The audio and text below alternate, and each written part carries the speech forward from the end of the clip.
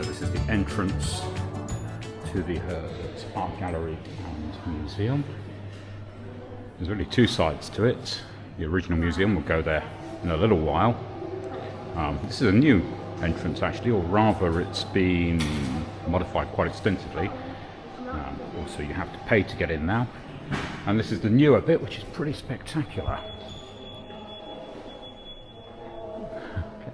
A jack on a loom. So, typical old school museum technology there not working. We have some paleontology. Warwickshire's Jurassic Sea. Fin. Okay, Ichthyosaur. And here's a very famous dinosaur, Dippy, from the Natural History Museum in London.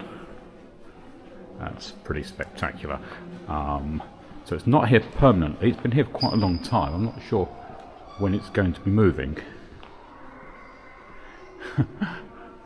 But it does fit beautifully inside this enormous hall, spectacular hall, almost as if it was designed for Dippy, but it wasn't. Okay, so I'm going to start off with the history gallery. Wow, you can see the size of this history hall. It's really nice, and that you can move in one space from the furthest point back in time in the history of the city, right up to modern times, you can see. So, where do we go? Okay, so this is the oldest end. I think it's kind of like timeline arranged.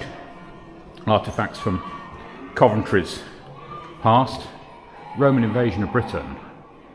Yeah, so some context, setting. That's quite handy, simple, straightforward for schools to use. Some prehistory, not a lot. I mean, there's going to be a lot of medieval history here because Coventry is one of the sort of classic English medieval towns. I'll put them in the stocks. So there are actually some of these around Coventry. I think the Bindley Road or somewhere like that. There's some actual stocks I think remaining, but they're not used. So they're not going to put people in these and throw rotten vegetables at them, which I think was the entertainment when a criminal was caught. Crime and Punishment, the city walls. It's nicely laid out, pretty easy to use. I've been here quite a few times with children, and they're able to explore it independently. It's engaging enough, and there's plenty for them to see. That's nicely explored.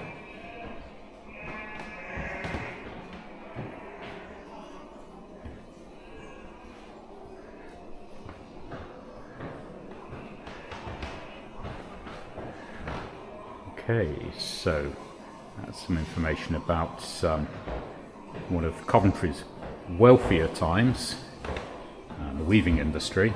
It's pretty significant, actually had an influence across Europe and beyond. I'm not sure I've seen this statue before, statue of Henry the Sixth.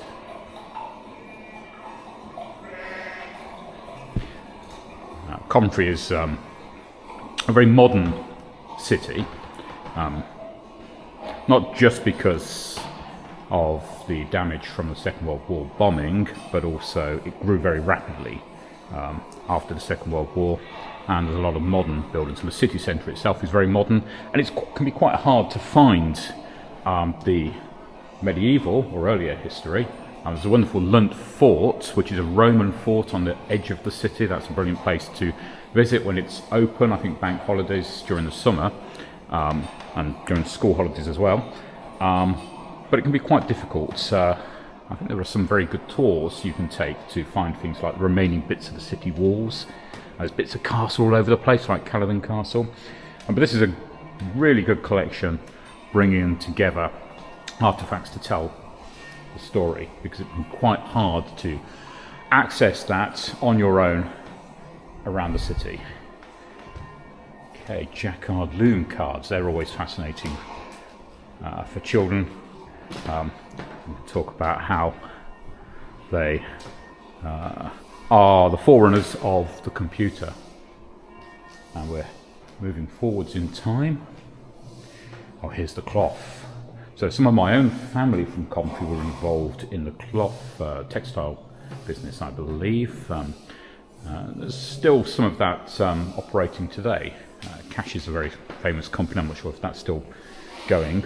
It was certainly until recently. Weaving, I can hear air raid sirens in the distance. So we're heading towards the 20th century. What's this one? Ah, George Eliot. Yeah, the writer from Nuneaton, a great novelist. Okay, I think there's a lot more about George Eliot in Nuneaton. Middlemarch. And some amazing Victorian clothing from around 1895, it says. Wow. Okay. Lots of interesting artifacts. This being, in the past, one of the great manufacturing centres of the world. There's a lot of artifacts that were made here. Children at play. Ah, nice exhibition.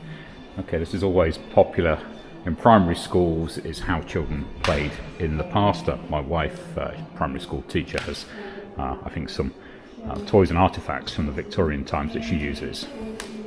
Plenty of them here. Early virtual reality.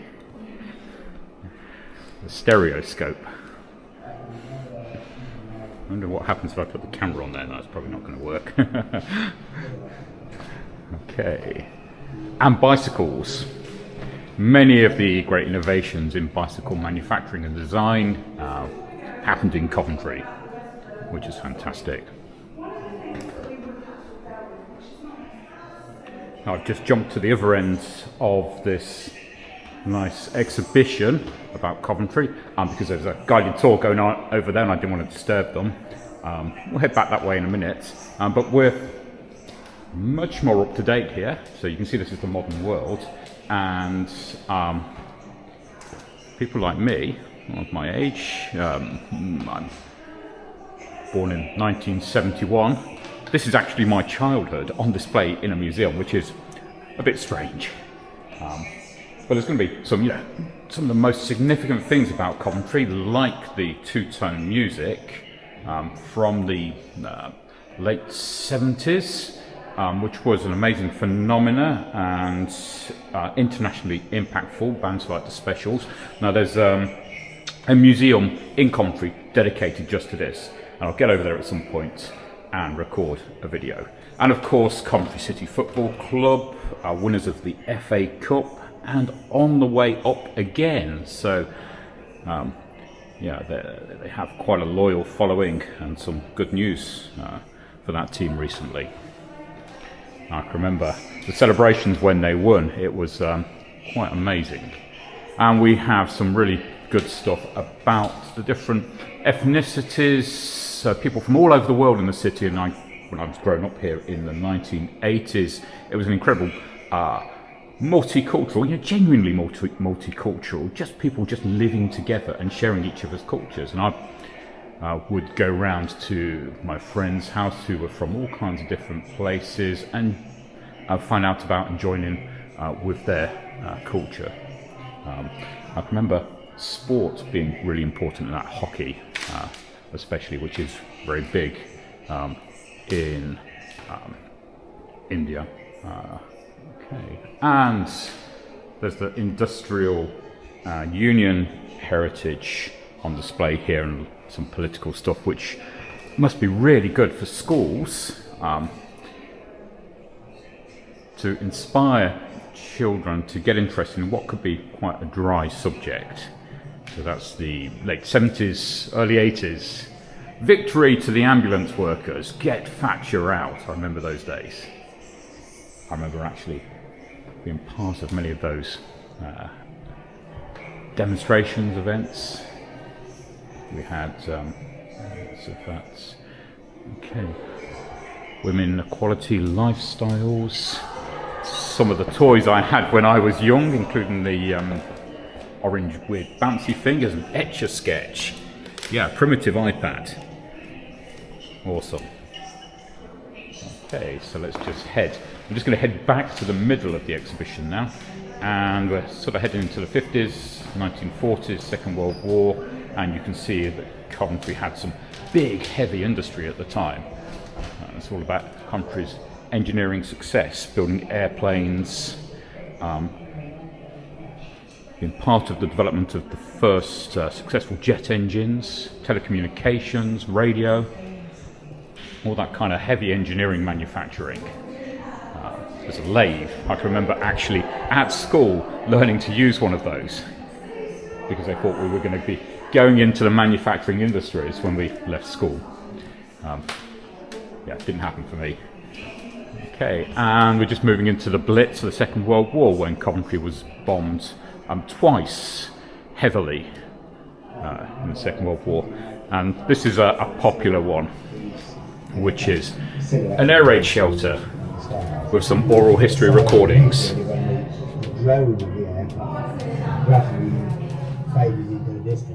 As I was recording this video, I could hear that there was a very, very interesting tour going on with a tour guide in the museum.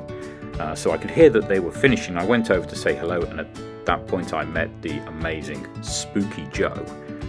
We chatted for a while, and then we recorded this little overview of what she does. Fascinating stuff. Hi, my name is Spooky Joe and I'm a tour guide here in Coventry. I've been a tour guide now for 15 years doing dark history, so anything morbid, macabre, gruesome, that's my kind of history. Now we are currently inside the Herbert Art Gallery, and behind me is the display for what would have been the workhouse in Coventry. Now the workhouse at one point in time would have had up to 450 poor people within its walls, and it would have been a very hard place to be. But we were talking about gruesomeness. Now the things that you would like to see are not necessarily always on display. And downstairs in our archives at the Herbert Art Gallery and Museum, we have the human remains of the last ever woman to be hung on Whitley Common. Ooh, wow. Now her name was Mary Ann Higgins, and she was just 19 years old. She had committed murder down on Spon Street by poisoning her Uncle William. She was found guilty of murder in Warwick, brought back to Coventry on the 11th of August 1831, and she was hung on Whitley Common by London Road Cemetery. After we took her down, she was taken back and she was used for public autopsy, and eventually her skull disappears and it ends up on a desk of a local police officer. Eventually what happens is somebody has gifted it when he dies, and they freak out and they bring it here to the Herbert Art Gallery and they leave it on the doorstep in a hat box wrapped in tissue paper. So imagine coming out and finding a hat box and inside is the last skull of the last woman to hang on Whitley Common. And she is still in our archives today, below our feet where we stand. Wow. In a hat box, wrapped in tissue paper. That is gruesome. You've been doing this for quite a while. 15 years. There's a lot of gruesomeness and a lot of interesting history. Within 1 mile of where we're standing, it's an amazing there are place. thousands of stories and hours. Well, we can always spook the students with the stories about Gibbet Hill. We can, but Gibbet Hill is not where you think it is. Right. So there's another. Okay, that's interesting. That's brilliant. Oh, lovely to bump into you. You're very welcome. You've got a fantastic spooky outfit on as well. Dungarees today, so yes. Excellent. We try to spook it out. That's brilliant. Spooky Joe, Spooky Necklace. Locally, I am known as Spooky Joe. Well, maybe we could talk more with you at some point. Get some students on. I'm getting the students to do podcasts. and things. So we have a podcast series, Museum Explorations. Okay. I'll be going around local museums and get them places to like come that. along. I'll take them on a tour. Yeah. Show them things here. I love talk this about stuff. the things downstairs. The archives are open over Heritage Week. Come and have a look at some of the things you wouldn't always get to see. And if you ask them very kindly, they'll also take you into the only remaining medieval cellar that we still have access to today. Ooh, fantastic. Okay, that You're was welcome. lovely. Thank you. you. Joe mentioned that there are some amazing medieval vaults underneath the museum, and we could have a little tour of that. You can do this yourself, just maybe give them a bit of warning that you're coming along and wanting to have a look. Okay. So you've got a pamphlet there, but this is the medieval undercross cellar dating to around the 1400s. It doesn't look anything, but I can smell. I can smell ancientness. Once you get through as the you go down, door, you will see. But once upon a time, this would have been attached to a very rich house upstairs, and the person that owned the house at one point in time was Sir Alfred Herbert, which is okay. The industrialist Alfred Herbert. Absolutely. Yeah. Okay, here we go. You're not going to lock that behind me, are you? You're trapped in here forever. I'm not going to lock you in. Oh, the smell is sort of that musty kind of. Old smell. Yeah. Oh yeah, this is old. This is very old. Well, I don't know how well this will be. The lighting's okay, so we'll see how it picks it up. So at the bottom of the corridor, you have the old window just in front of you. So if you pan down to your left, if you go up a little bit, you've got the original window. How well that will be caught on. No, so that would have been at one point in time overlooking the cathedral ruins, as we know them now. And this would have been at outdoor level. Today we are underground. So how come it's underground? Did they build up around it? Yes, yeah. So if you were to stand out at the back of the Herbert, you'll see the steps behind, and we are underneath. So I've lived in Coventry since 1971, when I was born. Yeah. And didn't know anything about this. Doesn't it's surprise amazing. me. So at one point in time, you would look out into what was, say, Michael's Church from here, and it would have extended out. And the little indents in the wall would have been safes, so where they would put their safe stuff. I don't know if that will be picked up by the camera. There's a rocking horse, a kind of Victorian. Is that deliberately there as a kind of horror film prop? It is reported to be haunted down here. So. Oh wow! But it's one of the finest vaulted medieval cellars in the city. We have 3, but this is the only accessible one that we're aware of. And you can see where they've had a sort of later edition Victorian add-on and patched it up somewhere along the way. It was used as a tourist information centre for many years, and then eventually it becomes part of the Herbert Art Gallery. So here when did that? I wonder if I can. 50s. Oh no, not that old. And then over here we would have had where they would have put the whatever the merchant was dealing with, so legumes, vegetables, seeds, cloth. They would drop it through, and then it would come down into the cellar, attached to the huge timber-framed house on the opposite side. But imagine looking out over towards the cathedral as we know it today. Fantastic. And it's probably attached to a few more tunnels that we don't know about. Don't go digging. You might cause Cathedral Lane. Actually, that would be a good thing. Cause Cathedral Lane to collapse. Well, you say that. But under Cathedral Lane, there were approximately 30,000 people buried. Yeah. Because of the county court and the prison. So, wow. Yes. Spooky. People everywhere. Well, thank you, Spooky Joe. You're very welcome. So now let's head into the other side of the museum, the older part. George Eliot's piano. It's quite grand. And a Lego sculpture of the cathedral. There's 2 galleries down here, Discover Godiva and Peace and Reconciliation. And Coventry, of course, famously was bombed several times during the Second World War and badly damaged, many people killed. But after the war, I think actually it started even before the war, led the peace and reconciliation efforts, which now are centred on the cathedral.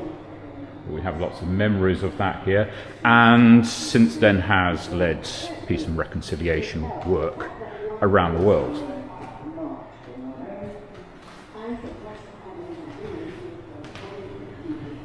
So you can come here and learn about that history. We have about Coventry and Dresden, twin cities, Dresden having been almost completely destroyed in the Second World War. And some memories of the war and the reconciliation process.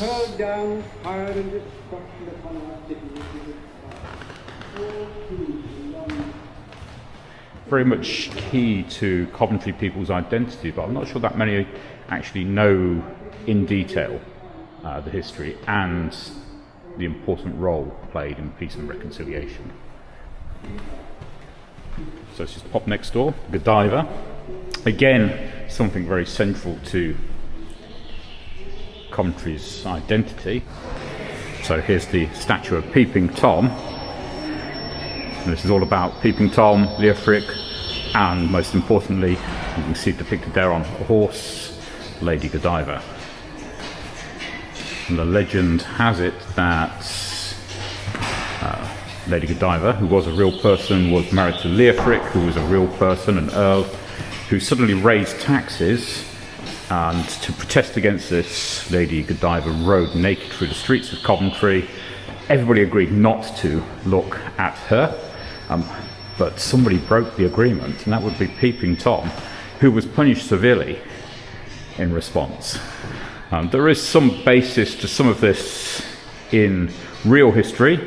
So Godiva and Leofric were real people, and Godiva is said to have done lots of good deeds, although not ridden naked through the streets of Coventry. Really beautifully depicted in the museum here. Ah, now there's okay, so that's what the statue looked like when it was over the shopping area of the city. I remember that from when I was young, I think.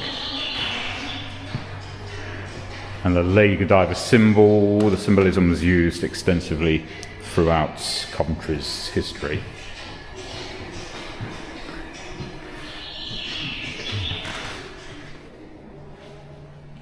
So heading up the stairs now, and this is really spectacular. Amazing gold fabric, sculpture, creation. Another Godiva representation, this one a lot more modern. Really quite amazing. Okay, so up the stairs we go.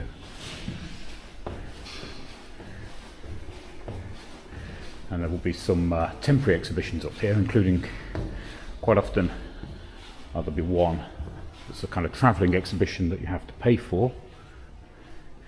Ah yes, I can see something being constructed in there. Interesting. And currently closed off because they're installing an exhibition.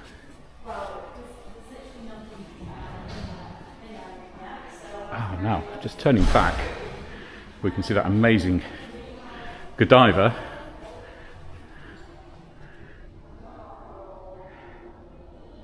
Looking down over the stairs, looking very sorrowful in fact.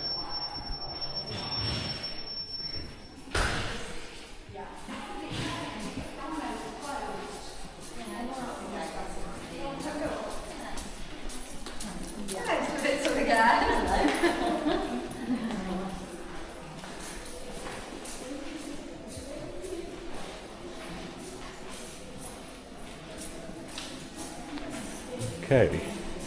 British and European paintings. Wow, that's impressive. It's a vast painting. Bacchus and Ariadne. There's plenty to see here if you're interested in fine art. the Old Masters Gallery.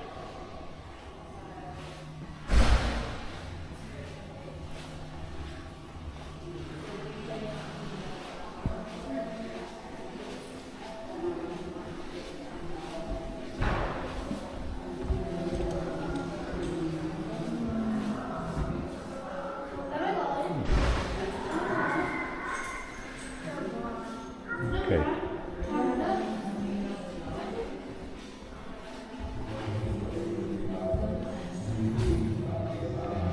And another temporary exhibitions, or more temporary exhibitions. So here we've got some film showing.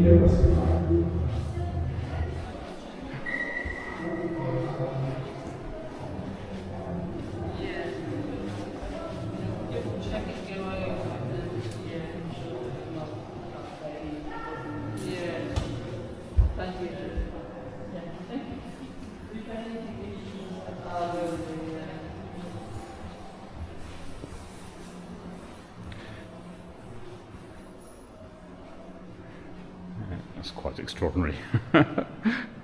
Wow.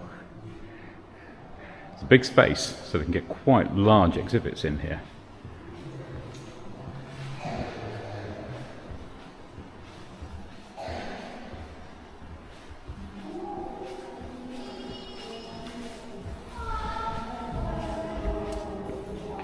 And there we go, back downstairs, or enjoy the lift, to Dippy. And that's the Herbert Art Gallery Museum. There's a lot here. There's a lot to see, more than just one visit's worth.